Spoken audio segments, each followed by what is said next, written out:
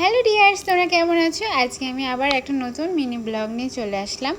আজকে সকালের ওয়েদারটা খুবই সুন্দর, মেঘলা মেঘলা ওয়েদার। আর এই দেখো আমার গাছে মাধবীলতা কত সুন্দর ফুটেছে, অনেকগুলো ফুটেছে। আর এই দিকে দেখো এই জবাটা অনেক দিন ধরে আমি আশায় ছিলাম, ফুটছে ফুটছে। এটা কিন্তু এই জবাটা ফুটতে অনেকটা টাইম লেগেছে। আর এত সুন্দরভাবে কালারটা হয়েছে, এত সুন্দর যে লাগছে, মানে কি বলবো। মানে সত্যি এই জবাটা ফোটার আশায় মডেলিং ধরেছিলাম, তো ফাইনালি আজকে ফুটেছে আর আমি এটা তুলেও নিলাম। আর সত্যি বলতে কি এটা এত সুন্দর কালারটা লাগছে, তো তোমরাই বলো কালারটা কেমন লাগছে। তারপরে কিন্তু ওই সকাল সকাল ঘুম থেকে উঠে আমি ছাদে আসি যে আমার ছাদে কটা কটা ফুল ফুটলো বা কেমন ফুটলো সেটা দেখার জন্য কিন্তু আমি ছাদে চলে আসি। আর এখানে কিন্তু আমি পুজোর জন্য ফুল তুলে নিচ্ছি, এদিকে মাধবীলতাগুলো তুলে নিচ্ছি। আর সত্যি বলতে কি ফুল গাছ লাগানোই আমার ঠাকুরের চরণে দেওয়ার জন্য। মনে হয় যে সব ফুল যদি আমি তুলতে পারতাম তাহলে ভালোই হতো। তো আমি আজকে সাজি টাজি কিছু নিয়ে আসিনি, সকালবেলা ঘুম থেকে উঠে দেখতে চলে এসেছি যে আমার গাছে ফুলটা হলো কি না। তারপর এখানে কিন্তু মাধবীলতা তুলে এখানে জবা ফুলও তুলে নিলাম।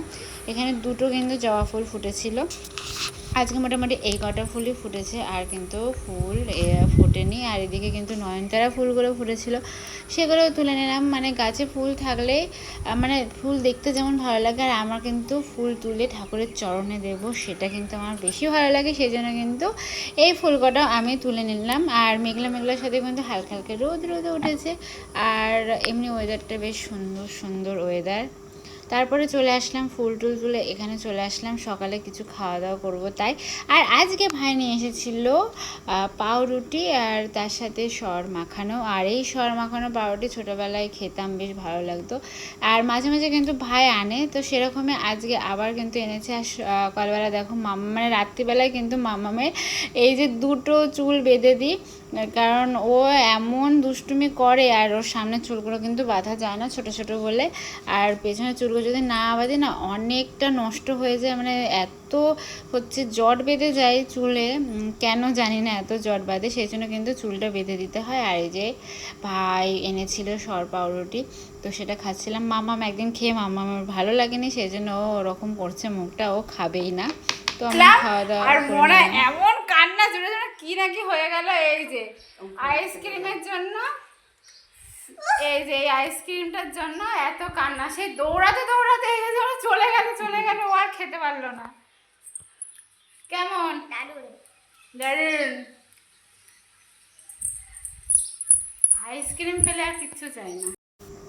তারপরে এদিকে চলে আসলাম রান্না বান্না করতে। মা মোটামুটি করে রেখেছে, আর মাংস নিয়ে এসেছিলো সেটা কিন্তু আমি রান্না করব।